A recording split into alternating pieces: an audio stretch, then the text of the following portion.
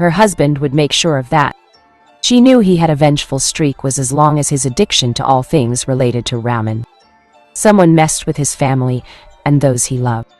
You might as well have dug your own grave and the graves of those who support you.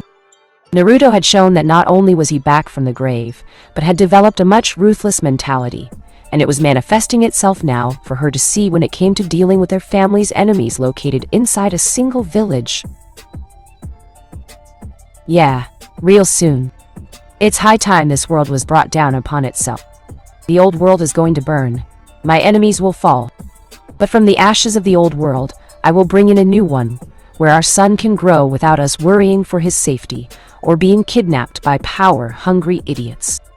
To do that, I need to become a monster of sorts, like I was in my other life once I died the first time around. When my enemies there called me by yet another name, the name known as Sauron, whispered Naruto back to Hinata. As long as certain people and places are spared, I have no problem with what you are doing. Koyuki-sama protected us, Naruto-kun. If it wasn't for her, said Hinata while glancing at a happy Hizashi now being spoiled by his red-haired grandmother, who was happy to hear the boy saying she didn't look old at all and looked quite young. A future heartthrob for the ladies, if there ever was one. Don't worry, my love. Suna is with us. Spring Country will no doubt follow as well due to their lack of love for Konoha. In fact, those who knew Uzumaki Naruto in the past and called me their friend will not suffer in this short war. I promise you that much. And as I am sure you recall, Uzumaki Naruto always keeps his promises, said Naruto, while his eyes burned crimson fire for a second. I know. You do what you have to do. I will support you all the way, whispered Hinata with Naruto, nodding knowing she would. They were in this together, all of them. Kushina, Minato, Hinata himself, and their son Hizashi, even Mito and her husband. This was going to be a quick yet bloody war. A war where there could be only one side being victorious and one side being defeated, where the victor stood over the bodies of those who fell and lost. The time had come for Konoha to burn. Chapter 6: War. Word had gone out through the elemental countries of Uzumaki. Naruto returning to the world and his statement to the 5 cages at the Cage Summit. He made it clear that if you sided with Konoha, there would be his enemy, and there would be no mercy on his part against them. He would march his army and his forces upon those he deemed an enemy before burning their homes to the ground. If they chose to side with him or stay neutral in this affair, these territories would be spared his wrath and ruin. Needless to say, it caused quite a stir among the countries and overall world populace. Spring Country and her daimyo Kazuhana Koyuki had sided with him, and the Uzumaki clan almost instantly when it came to his side warring with Konoha. She believed Naruto was still the same person who had saved her, and her country from its seemingly eternal suffering at the hands of her uncle. Sure, Naruto made it clear he intended to rule over the world in the end.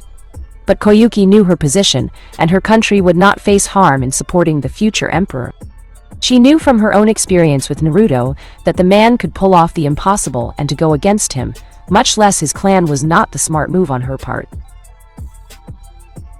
Wave Country was also in support of Naruto since they knew their hero was perfect for the role of emperor, and they owed their hero for so long after freeing them from Gato.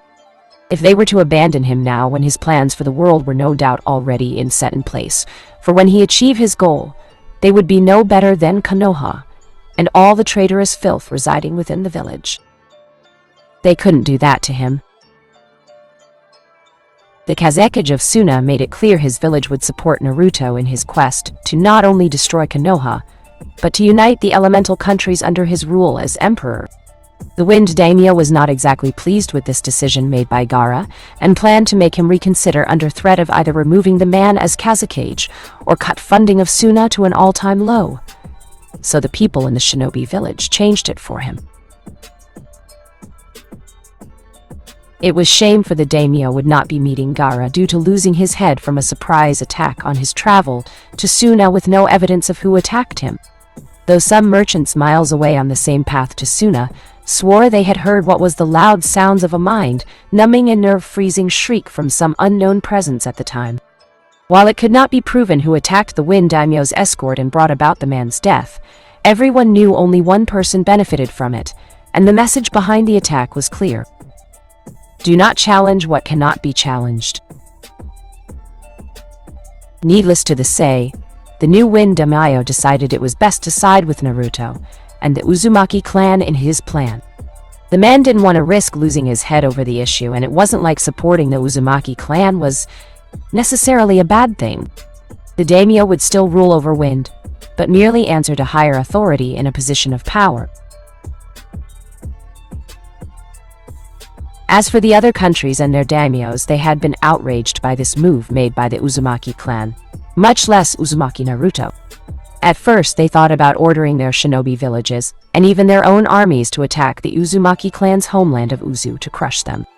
But that changed. Representatives from Uzu in the form of Uzumaki Kushina, Uzumaki Mito, Namikaze Minato, and Senju Tobarama spoke to each daimyo. They explained about Naruto's reasons for this, and how he intended to crush Konoha in all its corrupt form before uniting the world under his banner. How he would have peace and unity without the need for war once everyone supported him in being emperor. The daimyos would of course keep their respective lands, power, and authority like they do now. The only difference would be when the emperor commanded something from one or more of them regarding certain matter, they would have to obey.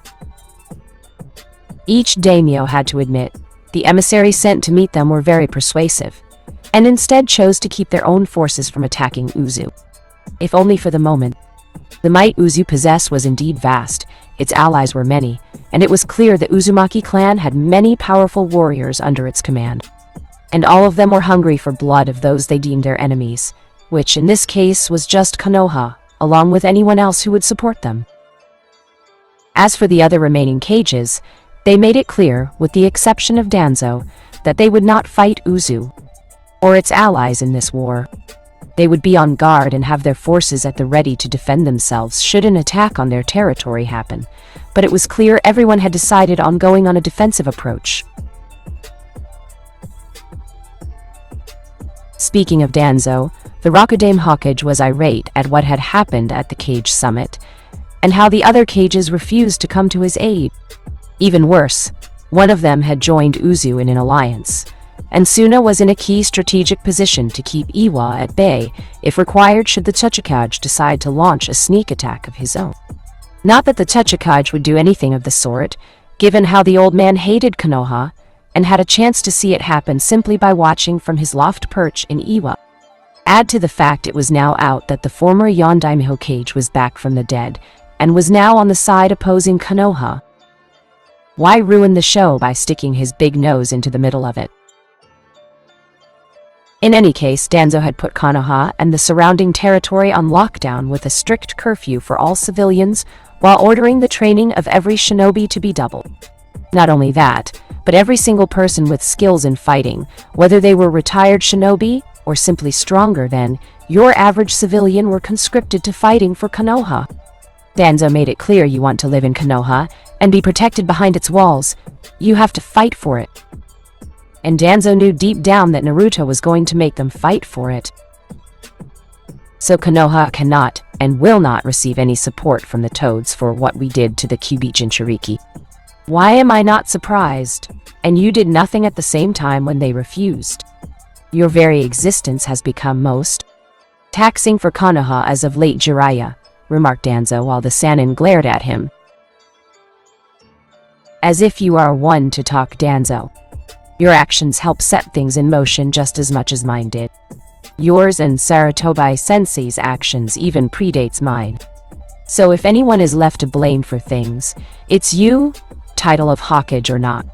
Countered Jiraiya angrily while Danzo narrowed his eyes now that his normal eye had replaced the Sharingan he had, and did not need the bandages anymore. Had you listened to me, this wouldn't have happened. When the time came to appoint a new Hokage when your student died, you should have nominated me. Instead, you and the rest of the populace chose Hiruzen to become the Sandaime Hokage again. The Leaf needed a strong leader who could keep the populace in line, and what did you get when naming Hiruzen? A weak man who preferred negotiations with words over the actual use of force to bring his enemies to heel. Danzo shot back while Jiraiya's frown became a scowl. Your way was not the way to go. Besides, you would have tried to turn Naruto into an emotionless Jinchuriki. We both know that would not have worked, since the seal Minato used required he have emotions to feel and keep the Kyuubi at bay. A Jinchuriki without emotions is basically a ticking time bomb that would destroy us all no matter how much conditioning you put him through, said Jiraiya while Danzo scoffed. You are a seal master, correct? You could have easily altered the seal so my conditioning would not be a problem, replied Danzo, while Jiraiya scoffing now. Oh sure, I alter the seal, and as a result I piss off the Shinigami in the process. The seal used is tied not only to Naruto and the Kyuubi, but the Shinigami too. Minato made sure that any kind of altering of the seal was not a good idea for anyone. Especially another seal master, of course. You knew that simple fact, didn't you? Jiraiya accused Danzo while the Warhawk remained silent for a moment. It would have been a necessary sacrifice for the good of Konoha, said Danzo at last, which only pissed off Jiraiya further. Said, the one not being sacrificed. You have no problem throwing away lives of people for the greater good, Danzo, even if they are unquestionably loyal. But when it's time to give your own life up for the same reason, you bail at the first sign of it. Some patriot. You cannot even live up to your beliefs and creed, exclaimed Jiraiya while Danzo had a furious look on his face. Someone has to be the weapon holder. Shinobi are weapons and thus need a strong hand like mine to guide them, countered Danzo, while Jiraiya scoffed again. If that were true, Danzo, you wouldn't have tried to circumvent Sarutobi-sensei when he was reinstated as Hokage. He was the weapon holder at the time, and you were a weapon just like the rest of us. Yet refused to obey him when commanded. Jiraiya shot back and saw the man was no doubt one step away from moving to kill him. The only reason I don't kill you now is because of your skills as a shinobi, despite being feeble, can still be of some use in defending Konoha from our rebelling weapon. So you will use your skills in Fuinjutsu and prepare a proper defense against the invading army that is no doubt heading this way. I want you to make sure no one, nothing short of 100 Baiju bombs from the Kyuubi itself at full strength, can get through our defenses. I will not tolerate anything less than your best work, Jiraiya, commanded Danzo with the Sannin scowl deepening. I'm only doing this to protect the villagers, Danzo. Don't expect me to defend you from harm. After all, you are the Hokage, and therefore the strongest person in the village. So I suggest you prove it when the time comes. If you decide to run now, clearly that's not the case, said Jiraiya before he left via the window. Fool. The strongest shinobi isn't the one who fights the enemy head-on in some glorious dream of defending his home like the Yondaime did all those years ago. It is the one who lives to the longest and makes plans to use others to die for him in his stead. I will not die here in Konoha, and I do not have to fight the demon brat head-on just to prove that I am the strongest shinobi in the village. I will simply outwit the fool and crush him with my tactical brilliance, thought Danzo, while knowing he could use his own knowledge of Konoha's inner workings to plot an escape in order to plot against the Uzumaki clan, deep in the shadows once more. Uzu army encampment 20 miles from Konoha 4 days later. They are not going to make this easy on us, commented Doku, while Naruto nodded from within their spot at the main command tent.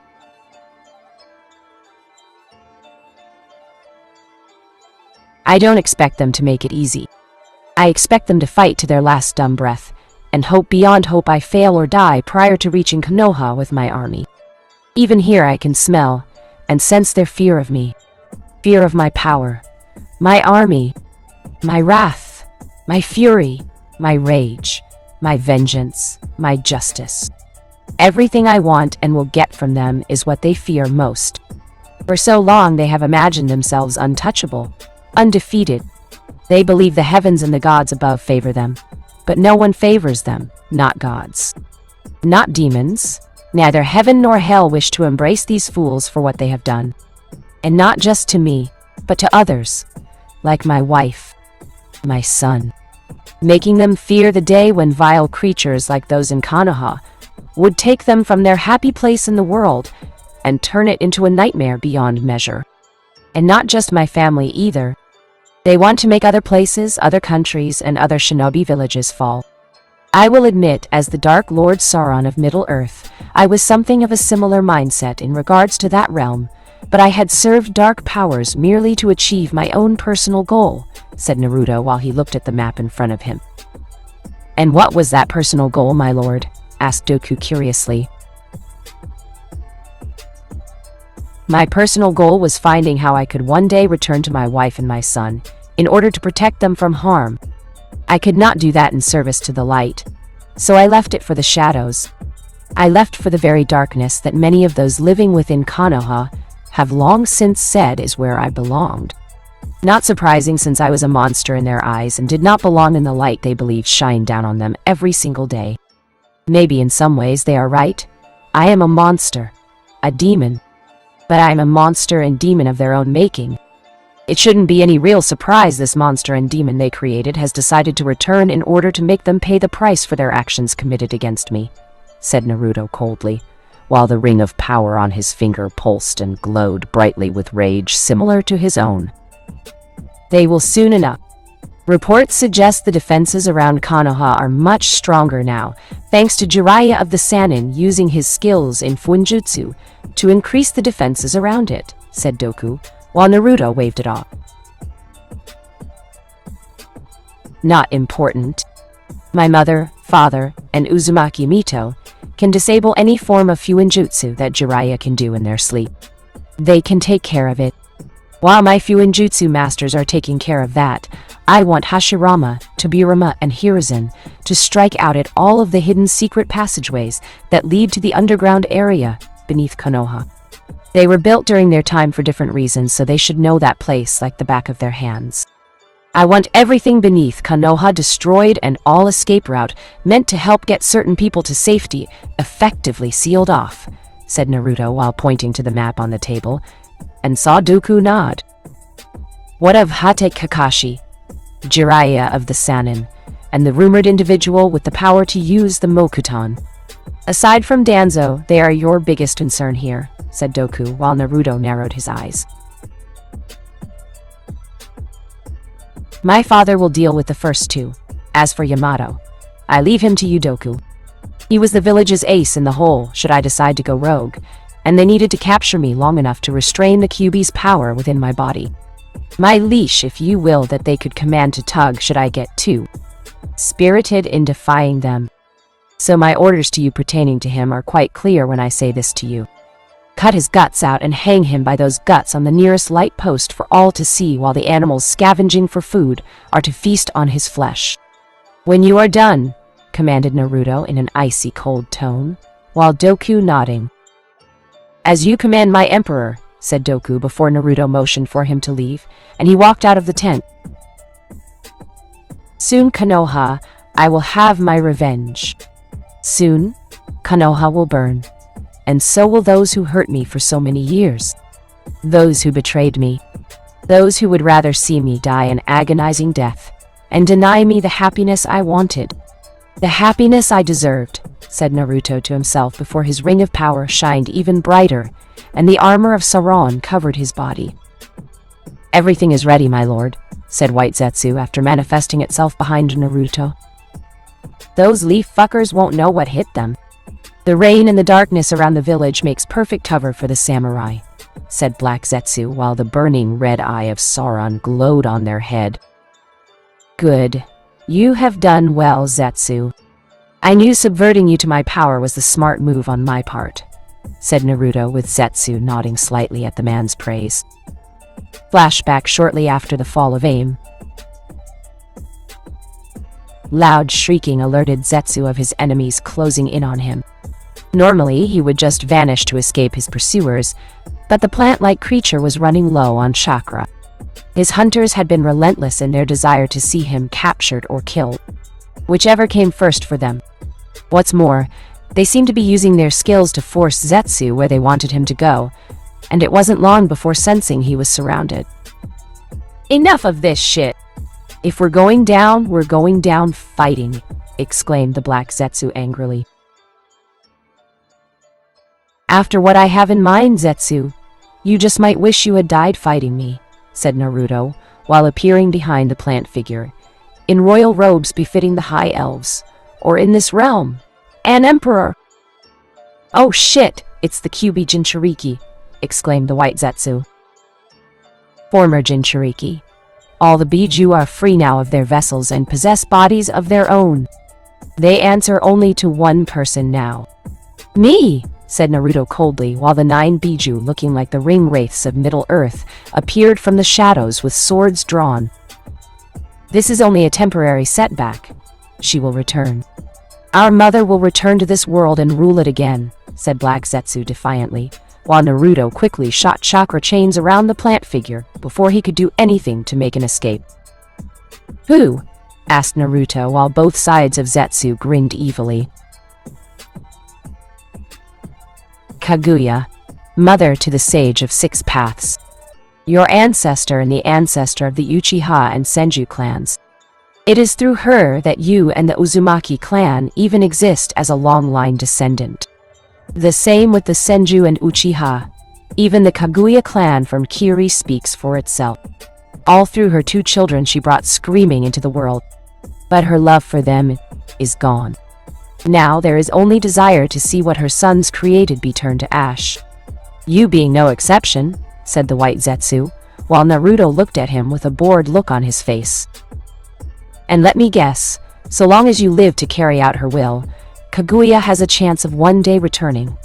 questioned Naruto, while his right hand flexed with his ring of power, pulsing ever so slightly. "She is our mother just as much as her biological children. We are her will, and she will return to this world no matter the cost," exclaimed Black Zetsu before Naruto was upon him with the Uzumaki's right hand grabbing Plantman's face. "Forfeit your mind," exclaimed Naruto in a demonic tone before he launched his attack against Zetsu as a whole, and began to combat this creature's puppet master's will with his own. Ah! Screamed Zetsu while feeling the burning pain caused by Naruto's ring of power.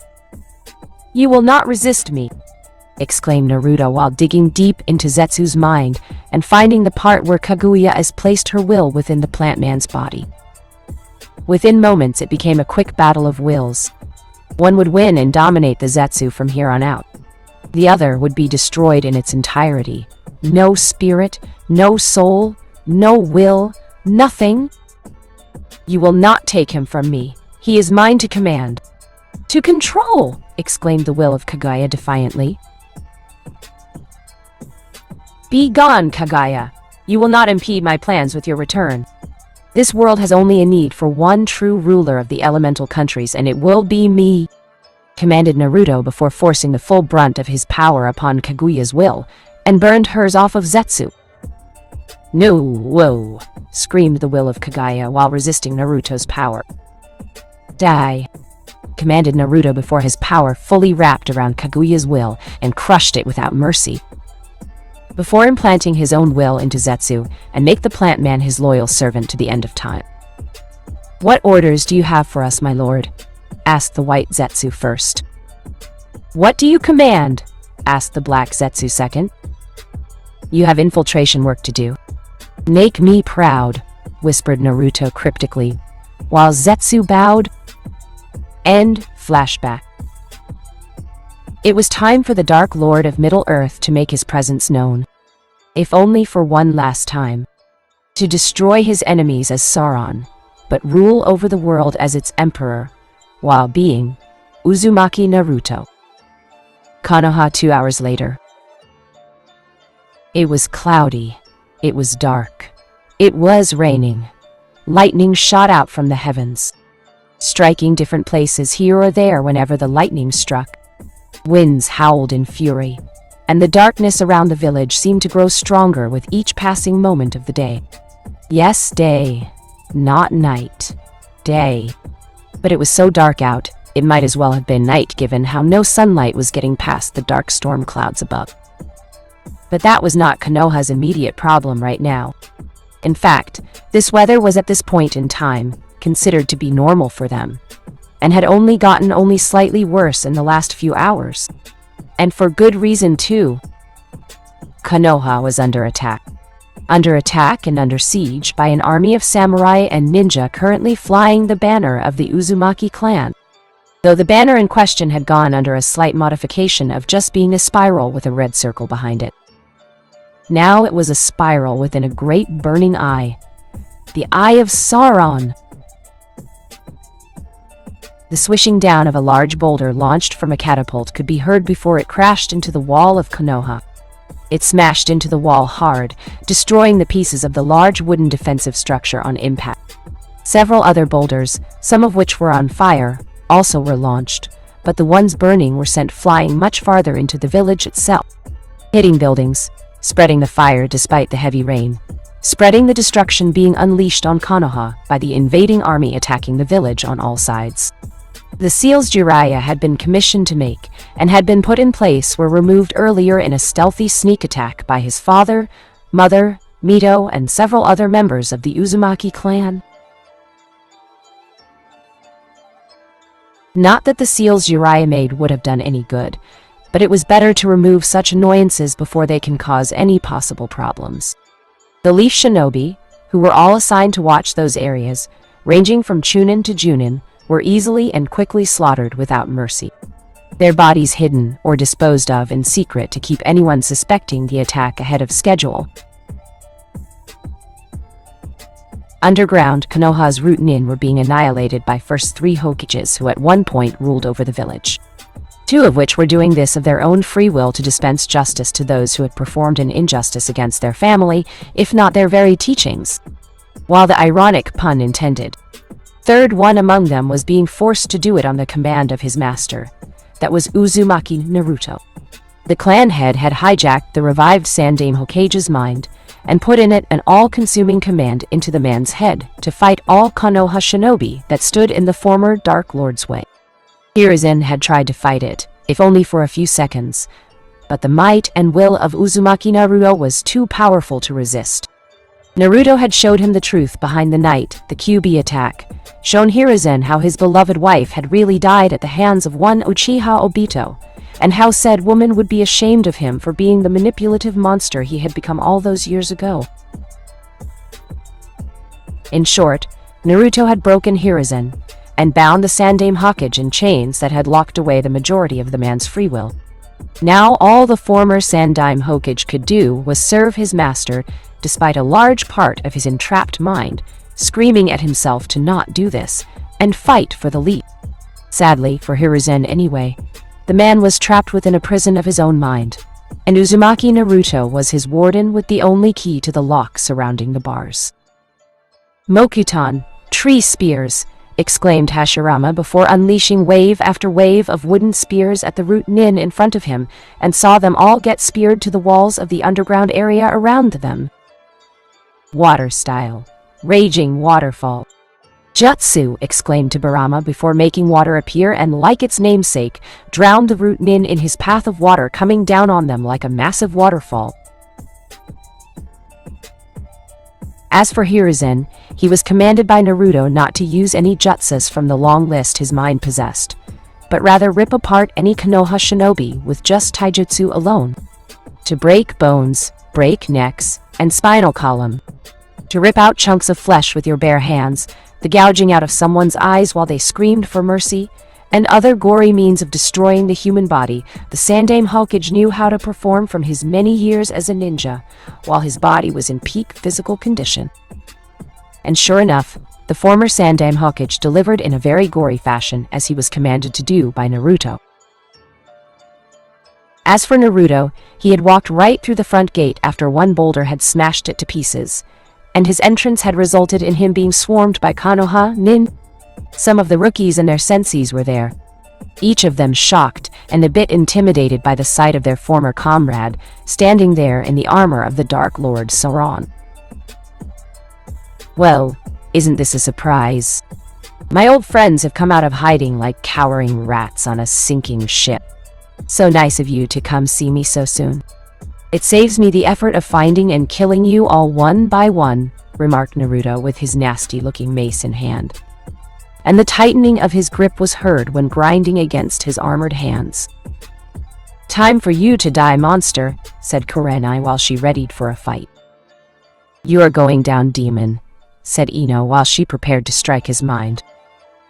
"Fate decrees you die yet again," remarked Neji while glaring at Naruto's form with calculating eyes. "You will not withstand our springtime of youth," declared Lee while in his taijutsu stance. "That's what you think," commented Naruto before he swung his mace to his left and hit a charging Ambu with a bear mask on his face. The impact created a powerful shockwave that sent everyone flying back.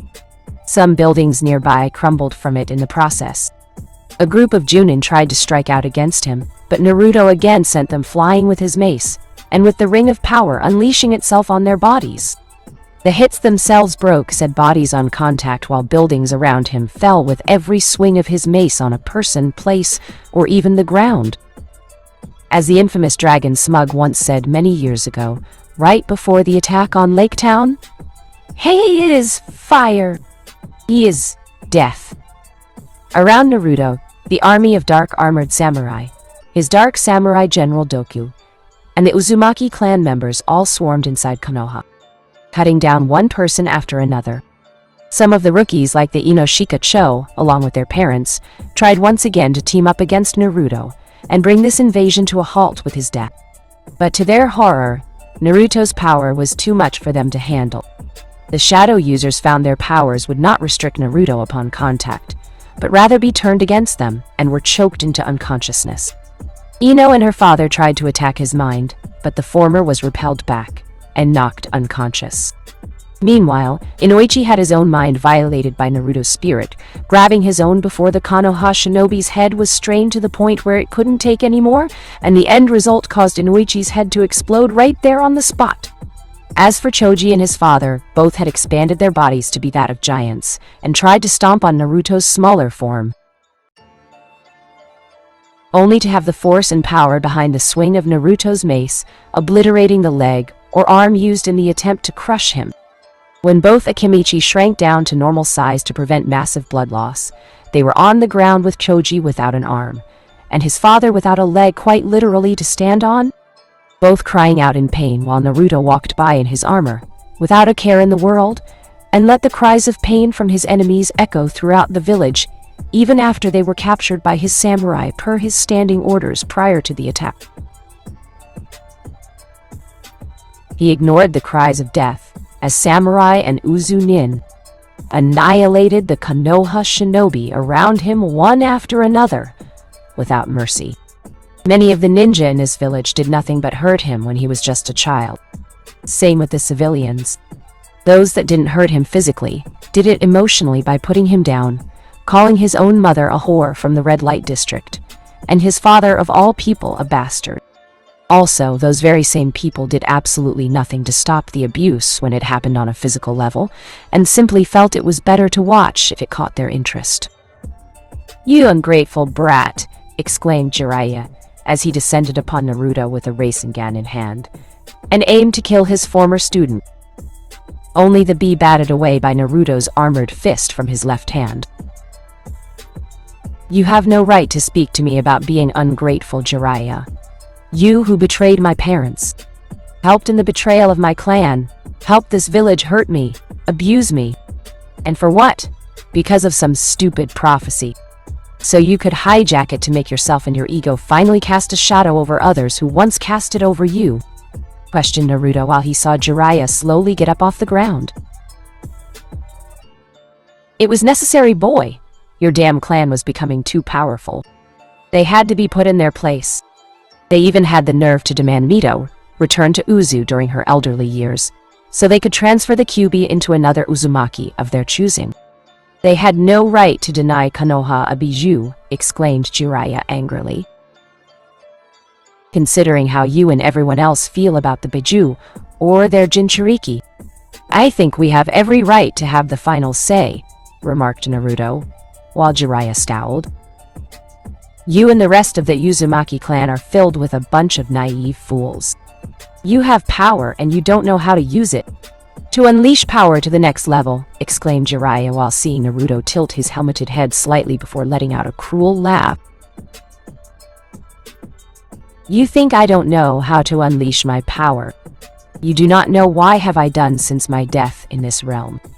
What I did in my new life, what I became in it, the horrors I did and unleashed. If you only knew, Jiraiya, you would understand that I am every bit the monster you wanted me to become in this life, and became in that one, replied Naruto while Jiraiya went through some hand signs. Katon, firebomb jutsu, exclaimed Jiraiya, while the giant ball of fire was launched at Naruto, who let the attack hit him and felt its power explode around him. As for Jiraiya, he smirked at the sight of his attack exploding, and no doubt killing the son of his first former student. Honestly, the Toads should have seen the boy for what he really was, and sided with the real winning team. Instead, they chose to abandon him, Konoha. And the principle of might makes right while everyone else not Konoha had to be killed or beaten into submission. Is that it, Jiraiya? One measly fire jutsu and you think the battle is over? That you have won? Questioned Naruto while walking through the fire and absorbed it into his ring. That hit you dead on. You should be dead, exclaimed Jiraiya while Naruto called. I died once already by fire. I can't die twice by its hands. Especially when the one who used it is some weak little perverted fool like you, countered Naruto coldly while slowly walking toward a shocked, worried, and angry Jiraiya. You Uzumaki filth never knew when it was in your best interest to lay down and die, exclaimed Jiraiya before he unleashed the swamp of the underworld on Naruto to trap him on the spot. The same can be said about you, Jiraiya, remarked Naruto before he used his power to obliterate the swamp and slowly walked out of the crater made in the process. Why won't you stay dead? Asked Jiraiya angrily, while throwing one jutsu after another at Naruto, but did not hurt the former Jinchuriki one bit.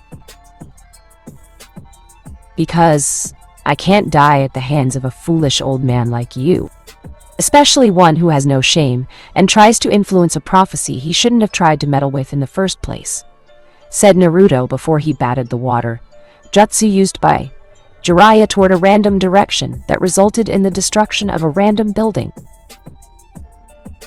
You are still going to get on my case for that. I did what I did to make the prophecy benefit Konoha. Always Konoha. If I have to manipulate a prophecy so half the world is butchered and Konoha is standing over the endless pile of corpses, I will do it. Nothing but this village matters. If I gain the fame and recognition for my actions as an end result, I'll take it. But you didn't understand that. You never did. You chose to defy your purpose in life. Your purpose was to fight for Konoha. To die for Konoha. All the long years you wanted to live your life freely. It was spitting in the face of the village. You were fighting against everything you were and still are, Naruto. You are a pawn. A tool. A weapon of war made to kill Konoha's enemies, and those who challenges our strength. You may or may not have the QB inside of you, but your overall purpose in life has not changed. Not once. The only thing that has changed is you have the foolish, and unfortunately has this belief that you should be fighting against the very village that raised you. I will not stand for it, exclaimed Jiraiya while Naruto cruel chuckle at his words. And that, Jiraiya, is why you are forever an idiot, commented Naruto coldly, since all he saw before him was a fool while Jiraiya seethed at the insult. At least I'm not dead like you, exclaimed Jiraiya before he charged forward in the hopes of catching Naruto off guard and shoving a Rasengan through that absurd-looking armor. Only to underestimate Naruto's speed in that armor, and was hit violently with the mace the blonde man held in his gauntlet-covered hand. The impact from the hit sent Jiraiya flying backwards. The feeling of his bones practically turning to gravel was felt by the Sannin long after impacting with the ground. He couldn't even cry out in pain. The pain itself was so bad that the natural response to screaming out would have possibly made it worse. Such a waste of life you are, Jiraiya. To think someone like you trained my father. Of course, it wasn't much training on your part. just letting my father do all the work, and claim it was through your actions he became so great. You are a leech just like Orochimaru was in life. The only difference between the two of you idiots is Orochimaru leeches off the actual life of others. You leech off the fame and hard work of others. The same could be said for your sensei leeching off the free will of others. Namely, me and my clan, but also those outside of Konoha, too. Of course, Hiruzen has already paid the full price for his actions by being my slave to use how I see fit. Pity you won't live long enough to see what happens to Tsunade when I have her face judgment, replied Naruto while Jiraiya glared with what strength he had left to look up at the towering form of the man who was once his student. You are a monster, gasped Jiraiya while Naruto knelt down and looked the Sannin right in the eyes. You made me a monster, Jiraiya. Remember, you, Hiruzen, Kakashi, Danzo, and the rest of Konoha tried to make me a monster since I was born. You are only looking at me with intense hatred because the monster you created isn't attacking Konoha's enemies. If I was, would you be glaring at me with such intense hatred? Or would you be smiling with pride knowing that your weapon of war was easily making Konoha stronger in the end by wiping out all of its enemies? Said Naruto while Jiraiya snarled and tried to move, but found his body was too far gone to do anything. This world and its people will not bow to you. There are more people who think like us than you think, Naruto. Konoha's destruction will only make us heroes and martyrs long after we die. You will never know peace, exclaimed Jiraiya defiantly up at Naruto. You overestimate Konoha's greatness. You underestimate me. I would think that by now, given my track record, you would realize underestimating myself, and the Uzumaki clan in general was something you just don't do. Of course, what would one expect from a false sage like yourself? Remarked Naruto, knowing the man would take the insult hard. Bastard! Exclaimed Jiraiya before Naruto's free hand now consumed his face. Says the man who is the living embodiment of the word. Goodbye, Jiraiya. I would say it was fun catching up on old times, but that would make me a liar, replied Naruto before he crushed Jiraiya's skull like it was nothing. One major moron down, several more to go. With Kushina and Minato. Run, run! Exclaimed one Junin before he was ripped apart by chakra chains coming out of an angry red-haired woman. There will be no running from me, no quarter, no mercy. All who hurt my baby will die, exclaimed Kushina with rage and fury being represented by her wrath. We're sorry, pleaded another Konoha nin who was Anbu ranked, but had his mask sliced in half and revealed how terrified he was of the blonde former Yondaime Hokage. Your abuse to my son and enjoying it says otherwise, said Minato before jamming his tri-pronged kunai into the Anbu's face and violently pulling it down so it sliced the man vertically in half. Sensei, please stop this, pleaded Kakashi while Minato saw his former student with both eyes being used to see things. And yet Kakashi was still blind to the cold reality of things in Minato's mind. Sensei, you lost the right to call me that years ago when you betrayed my son. You are not worthy of calling me sensei. You are not worthy of being my student. You are not worthy of all the love, time, and effort I put into making you a great shinobi. The only one of my students worthy of being my student is dead, and from what I have been told, she was killed by your own lightning-covered hand. You didn't even try to get in contact with me using one of my kunai to appear and stop her seal from malfunctioning. You just killed Rin and took the easy way out, said Minato, before he was in front of a now too shocked to move Kakashi and proceeded to beat the living daylights out of his former student.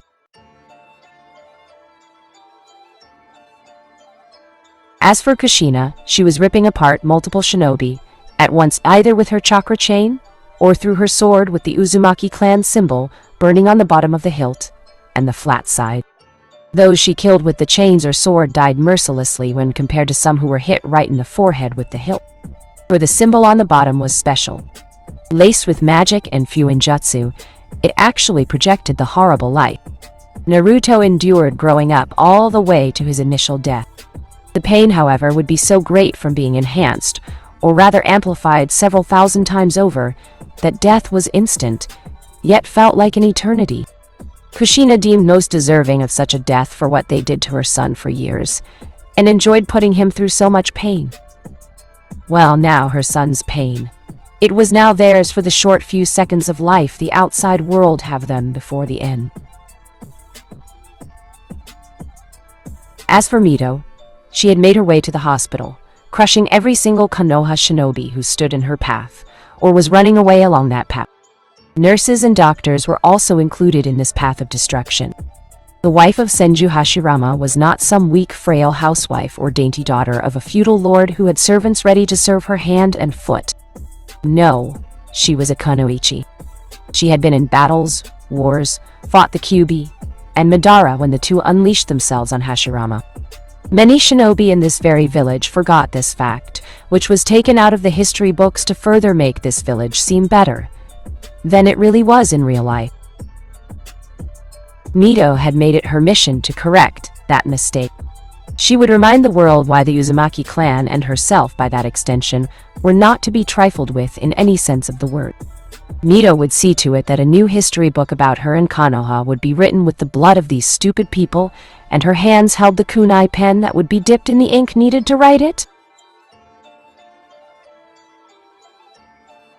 When she did get to the hospital, Mito noticed most of the staff, and the shinobi assigned to guard it were either dead or dying on the ground.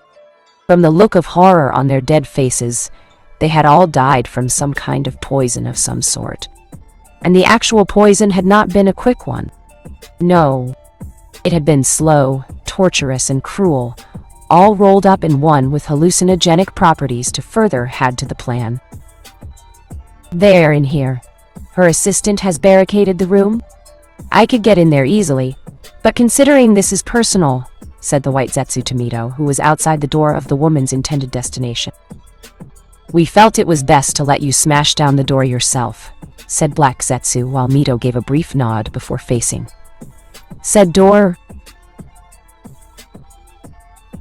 The door that blocked her from seeing Senju Tsunade, her granddaughter, the betrayer of her blood, of Hashirama's blood. She didn't know what made Tsunade choose the path of neglect and betraying Naruto, when the time came to raise him following the sealing of the Kyuubi into his body. Hiruzen perhaps had a hand in it, maybe Jiraiya. Did her own children she had with Hashirama become corrupt in some way to poison Tsunade's own state of mind? She would get her answers here and now. With a single punch, the door exploded, and a massive hole was formed with what was left of the blockade behind the door, now scattered all over the place. Walking through, Mito instantly caught the poison senbon needles. Shizune launched from her hidden position and glared at the medic nin who had been Tsunade's apprentice. From what Naruto had told her of Shizune's medical prowess, the woman was skilled in the ways of medicine, and had been taught by Tsunade personally. But for some weird reason, the woman was never taught everything Tsunade had to teach, or even signed the slug contract during her time learning under the Sannin. Not that it mattered with the last part, since the slugs, like the toads with Jiraiya, had ended their own summoning contract with Tsunade, following her second stay in the hospital after Kushina had put her there. Still, it was such a waste of potential in Mito's mind. Tsunade had clearly followed the path of sensei, teaching anything they could to their student in the specialized field, but never taught said student everything the sensei knew. No doubt Tsunade had done this out of some form of fear of the student one day surpassing the master, and thus making said master obsolete. Hiruzen and Orochimaru's connection quickly came to mind, as did Jiraiya and Minato to a less darker extent as well in terms of a student surpassing the teacher. But that was no excuse for Tsunade to do the same. The world needed high-caliber medics, doctors, and nurses to help combat all things lethal and dangerous to the human race as a whole. To not let Shizune reach her potential as a medic nin was a sin too great to ignore. In Mito's eyes, Tsunade had chosen to covet her power, and followed the selfish path of keeping Shizune on a leash by dangling more knowledge and skills in front of her. Do that again, and I'll skin you alive, and smear your intestinal tract all over the room, threatened Mito, while Shizune stood in front of Tsunade's bed, now ready to strike. I will not let you hurt Tsunade-sama, countered Shizune, while ready to fight Mito to the end. Hurt her? I don't need to hurt her. Kushina already did that for me, which resulted in Tsunade being here in the first place. No. If I wanted to hurt my granddaughter, I would simply kill you in front of her while she is conscious, and tell the woman what a waste of a life she truly was in my eyes. So why don't you be a good little girl playing loyal, the ever-loyal student, and stand aside before I do kill you? Wake up my granddaughter, and proceed show her your head after I remove it from your body, said Mito now, with her patience getting quite thin at this moment. You shouldn't be here. You are not supposed to be among the living, said Shizune, while Mito frowned further. If you don't move in the next few moments, you will not be among the living, warned Mito, while Shizune began to sweat with fear. I won't back down. You might as well kill me now, challenged Shizune, while Mito just stood there for a second before reappearing in front of her. As you wish, remarked Mito before putting her arm through Shizune's chest and ending the woman's life right on the spot. Without a shred of sadness or concern, Mito tossed the now dead woman away like she was nothing, and the body went right out of the now broken window into the ground below. Shizune had long since lost the right to live by this point in Mito's mind, from just the glimpse of the woman's personality. Blindly following Tsunade when she should have been questioning every move the woman made in life. Instead, the foolish girl followed her future sensei like a loyal puppy, and acting totally subservient to the older woman out of respect for the mutual dead family that bound them together. In Mito's mind, Shizune was a puppet with Tsunade pulling her strings when it was needed, and have her dance to the tune of others when required without a single independent thought whatsoever. It was merciful to simply cut the strings and let the puppet fall. By this point, Tsunade began to stir from her bed and looked around to see the room was destroyed along with blood staining her bed sheets, though something told the woman that the blood wasn't her own. Frowning in confusion, she looked around a second time to see the sight of her grandmother standing there, and was looking very angry at her right now. Grandmother? Asked Tsunade, while Mito's face was sporting a dark scowl. Hello, Tsunade. Surprised to see me? You shouldn't be considering I am an Uzumaki, and Naruto-sama did bring back all of his kin from the land of the dead, commented Mito, while Tsunade tried to sit up, but the look her grandmother gave froze the blonde woman in place. What happened to my room? Why is there blood on my bed? Where is Shizune? Asked Tsunade, with Mito's cold visage never wavering. Shizune and myself got into a brief argument. The blood you see is the end result of me ending the argument, replied Mito, with Tsunade's eyes widening before she sat up fully. Shizune was innocent. You had no right to kill her. She was precious to me, exclaimed Tsunade angrily, but was quickly grabbed by the throat by Mito and pinned down to the bed like a helpless child. No right? Who do you think you are talking to, Tsunade? Do not speak to me as if you are someone who is beyond judgment. Know your place when in my presence, for it is just higher than an insect I would sooner crush beneath my sandals. It is only the fact you are, to my shame, my granddaughter, that I don't kill you now. You are a shame on both my clan and your grandfather's own. Not only did you not stay in Konoha and attend to Kushina knowing full well she was pregnant, but didn't even return to help raise her only child, your distant cousin. You abandoned your family to drink, gamble, and run when you lost, following your growing debts to others. Not only that, but you had the nerve to denounce all those who became Hokage before you, meaning you insulted your family, Naruto's family, and followed the path of the one Hokage who didn't deserve the hat in the first place. You denounced everything we built when Konoha was formed. You did nothing to change the minds of the populace about Naruto, nor did you punish those that had hurt him in the past, all the way up to the point where Pan attacked Konoha. They were fortunate that I was not Hokage, because if I had been, I would have dragged every single one of those betrayers to the public square and executed them all one by one for all to see. You just sat back and let the village do what they wanted to Naruto.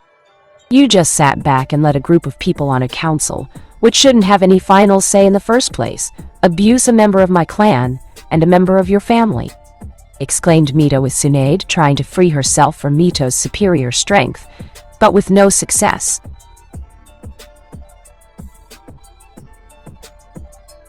"I couldn't. I had lost so much, Dan, Nawaki. This village took everything from me, and I refused to return because the memories hurt. After Kushina died following the Kyuubi's attack, I hated everything related to Konoha. The title of Hokage, being a ninja, the Baiju in question. Even Naruto for containing the demon that helped kill her. Part of me hated you to a certain degree. You and grandfather brought the Baiju back to Konoha without any concerns or worries the beast would somehow get free again. Whether through some error in the sealing matrix used, or through an outside source. When I learned Naruto was the Kyuubi Jinchuriki, I thought of Kushina, and how the Kyuubi had killed her after it had broken free. I hated the Kyuubi. I hated you and the clan for being its guardian. I hated just about everything related to the 9 Baiju, myself included. You talk about me being a shame on the clan. Well, I am ashamed of you and being a part of yours. I hate you too," exclaimed Tsunade angrily at Mito. "I never said I hate you, Tsunade. I am only ashamed. So is your grandfather, but his heart was not in it to do what must be done here today. I, on the other hand, do have the heart to do what must be done because in my eyes, you are not one of us, not anymore. You are not one of our blood on either side. No, as far as I'm concerned in my connection to you, it is the equivalent of you being adopted into our family out of pity, and I will not tolerate someone like you in it. Consider yourself removed from the family name on both sides. You are no longer an Uzumaki or a Senju in my eyes. To me and your grandfather, that is my husband. You are a poisonous weed that I intend to rip out of the ground for good," replied Mito, while Tsunade was shocked the Uzumaki woman would call her such a hurtful thing. For among the Senju clan, to be called such a title was considered a form of disownment among them due to their connection to nature. To be even called a poisonous weed of all things, while not harsh in a verbal sense, was to say that member of the Senju clan would be cast out. As such, said person would have no right to the clan name, the titles, the clan scrolls, or the clan jutsus depending on the affinity of said clan member being kicked out. It was the Senju clan's own way of saying, "You are not one of us anymore. Get out, filth," to anyone who didn't follow the clan's principles. Granted, it had never happened, even after the founding of the clan, but it was there as a precaution in the off chance a Senju did decide to act in a non-Senju-like manner. "You can't. Only a Senju can call me that, and you are only bound to one by marriage. It doesn't count if spoken by you," challenged Tsunade while Mito narrowed her eyes. Normally, such a thing would be true. However, your grandfather, who is my husband, first spoke the words to me to tell them to you, and by that authority you are no longer part of either clan due to our family blood ties. Consider yourself cast out of the Senju and Uzumaki clan poisonous weed, replied Mito before her grip tightened on Tsunade's neck and began to choke the life out of her disowned granddaughter. Please stop, grandmother," pleaded Tsunade, but only found cold eyes staring back at her. "I don't listen to the pleas and cries of poisonous weeds. Goodbye, Tsunade," said Mito before she crushed Tsunade's windpipe and watched her granddaughter's life end because of it. With the deed done, Mito walked out of the room and headed elsewhere to deliver death to her clan's enemies. With Naruto. Naruto stood over the body of Hinata's former sensei Yuhi Kurenai. The woman was on the ground, on her back, bleeding from a near-fatal injury, and had additional injuries to make time all the more a factor here. After getting her child to a shelter for infants born from shinobi bloodlines, Kurenai had moved to engage the enemy with the intent to kill them to protect her child. She was successful in doing so with a few of the samurai, but Naruto along with the Uzumaki clan members she fought after being knocked away were a different story, and soon realized why the clan was so feared from the start. They had basically used her as a living ping-pong ball and beat her into one Uzumaki clan member to the next. at least until she landed not that far away from the armored form of Uzumaki Naruto, and to her horror, witnessed him crushing the skull of Sarutobi Konohamaru with his armored foot. The boy had been beaten pretty badly beforehand. His fellow Konohamaru Corps members for teammates had also paid the price as well in dying violent deaths. Kurenai knew the Uzumaki clan had hated Konoha and everyone in it who supported the abuse done to him, but for Naruto to go so far as to actually end the grandson of the Sandaime Hokage, the boy who once called Naruto boss and his rival for the title of Hokage, it only further proved just how deep the hatred for Konoha had spread through the Uzumaki clan head's mind and toward the Sandaime himself. Kurenai tried to get up and attack him, but the busted ribs she suffered stalled her ability to rise, and left the woman open to Naruto appearing within arms, reach before picking her up by the hair, until she was off the ground. After that, he proceeded to use her already bruised, and in some cases broken ribs, as his own personal punching toy with his right hand. She screamed out in pain, begging him to stop, but Naruto refused to stop, as he had clearly remembered her part in his torture and the use of genjutsu on him to feel all his past abuses from childhood to the day of his execution.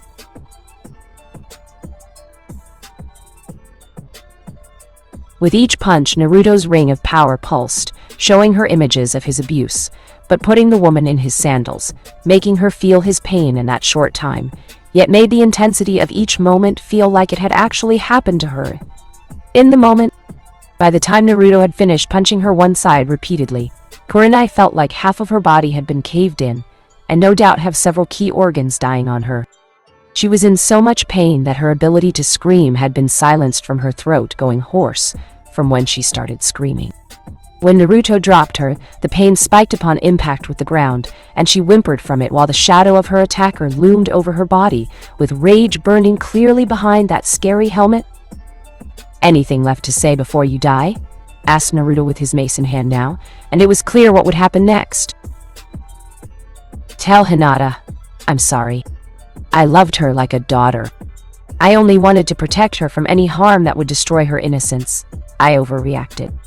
I should have supported her choice of being free over trying to keeping her in a golden cage for me to hold on to," whimpered Kurenai while Naruto's right hand flexed and tightened over the mace he was eager to use on her head.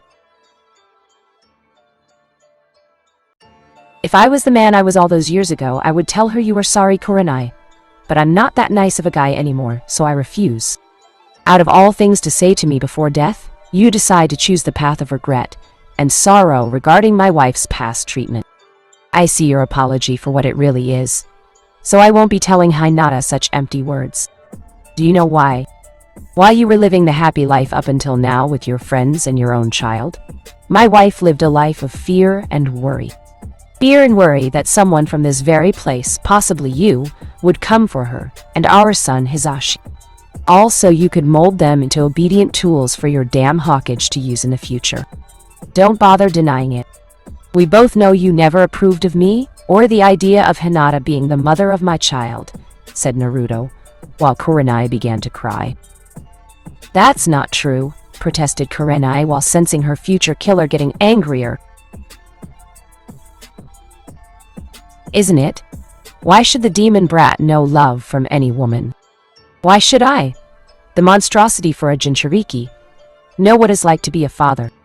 To have a wife, a child conceived with love by both parents? The Hyuga elders in Hayashi originally wanted Hinata to marry some old man for a noble, high up in the Fire Daimyo's court. Did you know that? I bet you did. I don't seem to recall anyone kicking up a fuss over that little piece of news regarding her life. Oh sure, Hinata being the bride to someone practically old enough to be her grandfather is okay.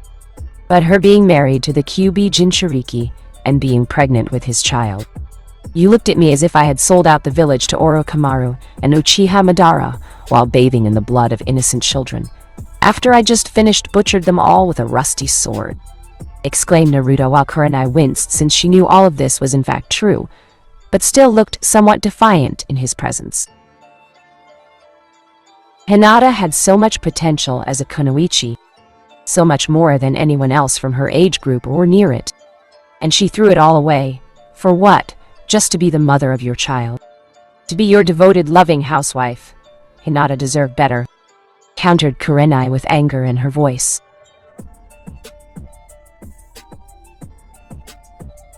And what makes you think I would have demeaned my wife in such a way as to keep her from reaching such potential?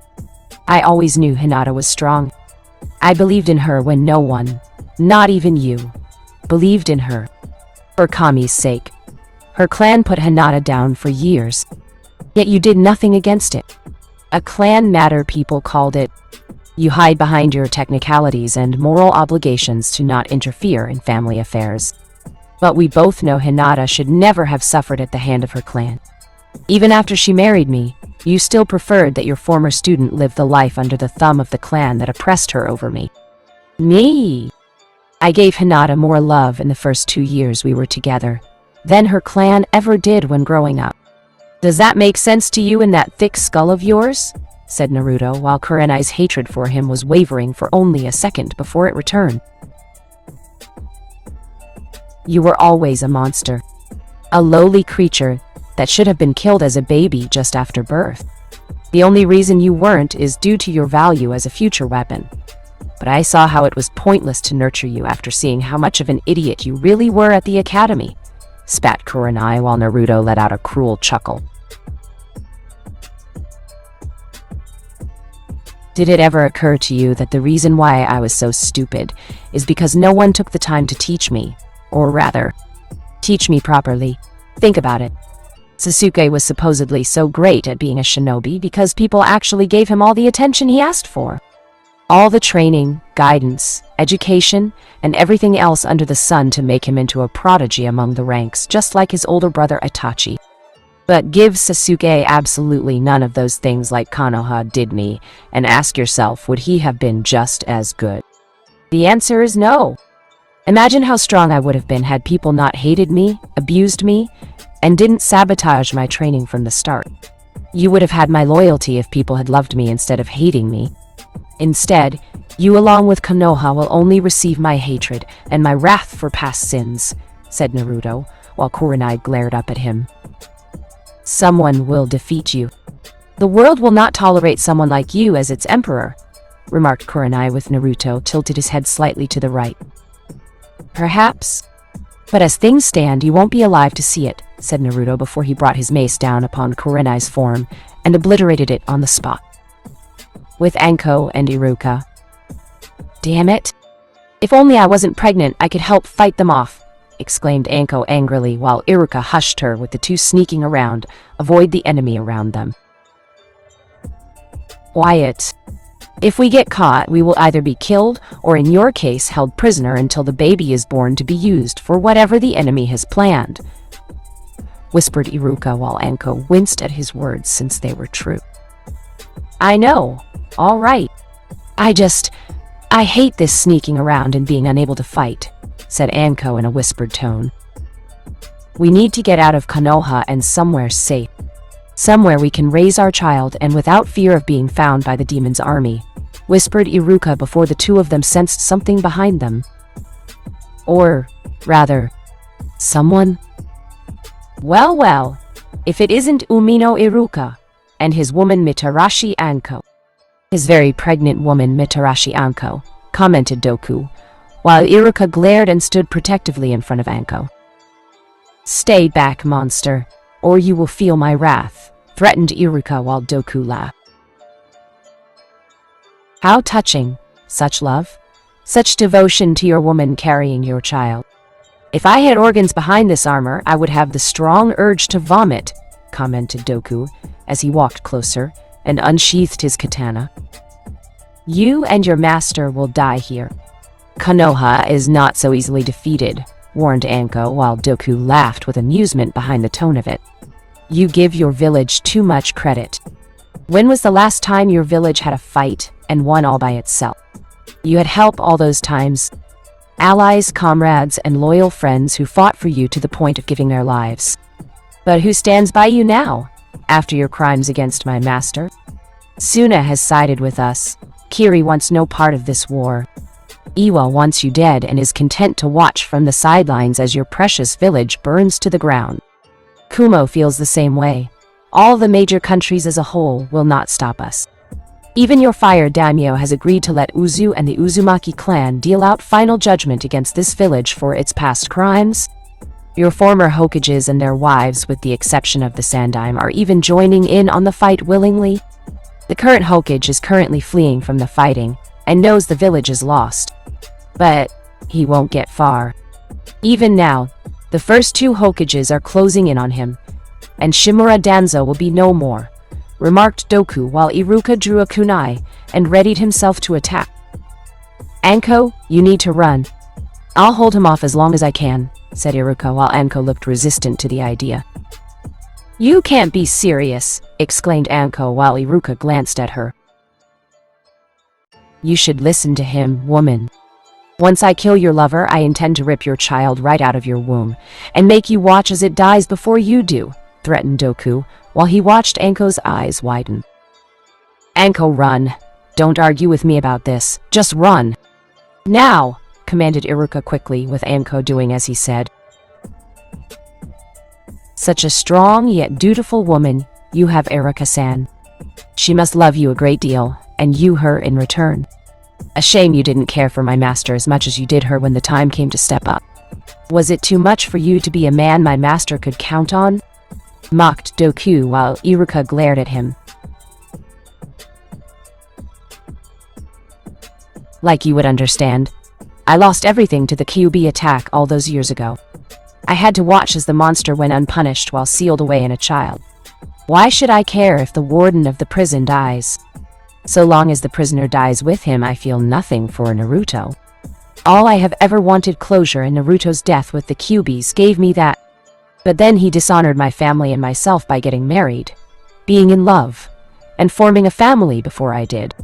He had the nerve to wanting to be loved and let the Kyuubi feel that love. The murderer of my parents being allowed to feel love and coming back to life of all things is unacceptable. It's not fair. I deserve to be happy, not him. I deserve to have that kind of happiness more than Naruto ever did, exclaimed Iruka while Doku just shook his head. Fool, you are not worthy of even spilling your blood on my sword. Fortunately, the one who wants to do it himself is standing behind you, said Doku, while Iruka turned around quickly and came face to face with the ring wraith who led the others in Naruto's name. The Kyuubi no Kitsune himself. Die and join your family in hell, whispered the voice of Kurama, before letting out a shriek and sliced into Iruka's body with his sword. Ah! Screamed Iruka in pain, with his body badly wounded and clutching his sword wound, while looking up at the shadowy figure who had done this. I leave him to you, Kyuubi, remarked Doku before walking around the shocked man bleeding on the ground. Kyuubi. But that's impossible, remarked Iruka while looking up at the ring wraith before seeing shadowy red-eyed, nine-tailed foxes of medium dog-sized height appeared around or out from within the dark robes of the enemy. Feast on his flesh, commanded Kyuubi, while pointing at Iruka.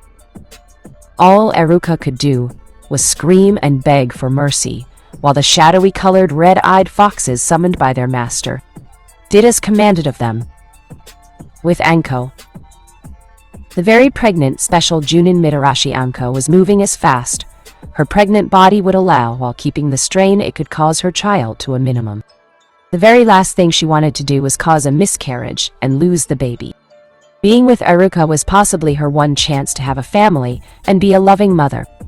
After using her own interrogation techniques on Naruto before his execution to get him to confess to his crimes, which he never did to her dismay, the village had actually been more welcoming to her, and things were starting to turn in her favor. She finally had a good man in her life following the brat's death. Friends were starting to manifest themselves, and it wasn't long before the taint of being Arakamaru's former apprentice left Anko completely. Even the bad weather that came about following the Kyuubi Jinchuriki's death did little to dampen her spirits on the matter. But now the monster Anko had helped torture, mutilate, and laughed at when she saw die by fire. Jutsu had returned. With an army behind him, a demon army at that. Not to mention his damn clan, which should have stayed dead, or scattered instead of coming back to life to unite against her village. "Going somewhere, woman?" asked Doku, while stepping out of the shadows in front of Anko with blood staining his deadly sword from a group of nearby Konoha shinobi he butchered, including the one Naruto had assigned him to kill, named Yamato. And naturally, Anko feared the worst regarding Iruka's fate, with Doku being the one to end his life. "You killed him," whispered Anko while Doku looked from her to his sword dropping in blood. "I have killed many since our first encounter. After killing so many insignificant pieces of filth, it's hard to remember who I killed and their actual names," said Doku in a heartless tone. But he knew what she was referring to all the same. "Bastard!" exclaimed Anko while getting ready to fight. "Are you sure you want to fight me now, given your current condition?" asked Doku with amusement in his voice. Anko hesitated. She could fight, but given the current stage of her pregnancy being on the later side, the body was not capable of fighting like it used to back in the day. On the other hand, if she did fight, Anko had no doubt her life would end before even moving to flee from the dark samurai in front of her. "Better to go down fighting when facing my enemy over being stabbed in the back," said Anko while Doku chuckled. "How amusing. Fortunately for you, my orders are not to end your life. Not yet. No.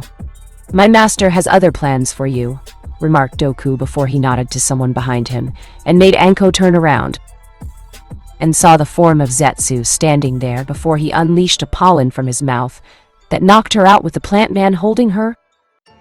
"Damn, is this woman heavy. What did she eat to get this fat? An elephant or two? Or 10? Asked White Zetsu while holding Anko. "Shut up, you idiot. We need to get her to the prisoner holding area," said the Black Zetsu before the plant man as a whole vanished with Anko in hand. With Danzo. The Rockadame Hawkage found himself in a situation he did not like at the moment. Not only had Konoha fallen, but most, if not all of his route were annihilated underground, and by 3 of the previous Hokages before him. He had tried to flee underground and to make it to a secret emergency exit installed for just this sort of situation, or something very similar. But to his shock and horror, his route were gone, and his exit was blocked off the 3 previous Hawkage, along with a handful of Uzumaki clan members. "So, brat, I see you are fleeing from your position like a coward. And you call yourself a Hokage," commented Tobirama, while Danzo sneered. "Unlike you, sensei, I do not see the need to throw my life away. Not when it's far more valuable to Konoha to stay alive to lead it," countered Danzo while wishing he had his stolen bloodlines from the Senju and Uchiha on hand. Never had Danzo been in such a weakened position up until now. "Yes, you are doing a wonderful job of leading it. Fleeing like a pathetic coward while all of Konoha above us burns and dies around you, instead of fighting like they did. You didn't even win your appointment of Hokage, honestly. You used the Sharingan eye of an Uchiha you stole from to get the Fire Daimyo to agree to naming you Hokage. To think a former student of mine would stoop so low in taking what was never his to have in the first place. Now I see where Orochimaru truly became corrupted, given he spent so much time in your root program all those years ago," commented Tobirama, with Danzo now looking angrily at the second Hokage. "This wouldn't have happened if you had made me Hokage instead of Hiruzen all those years ago. Konoha would be the greatest military wonder of the world. No one would be able to match us. Strength unmatched, unequaled.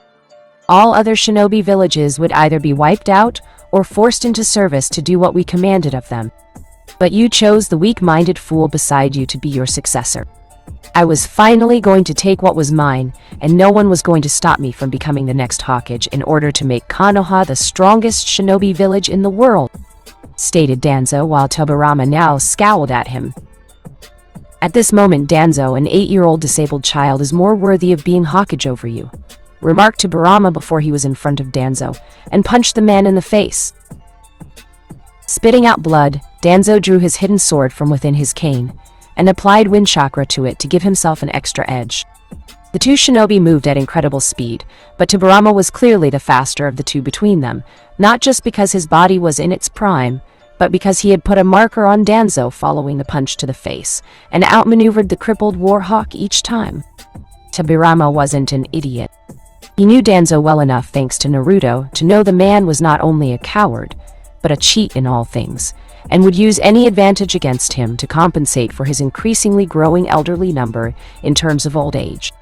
A somewhat valid tactic, but the way Danzo used it was not, and it burned Tobirama up inside since the second Hokage was told all about his former student being involved with Orochimaru in the process of blood splicing Senju and Uchiha blood together.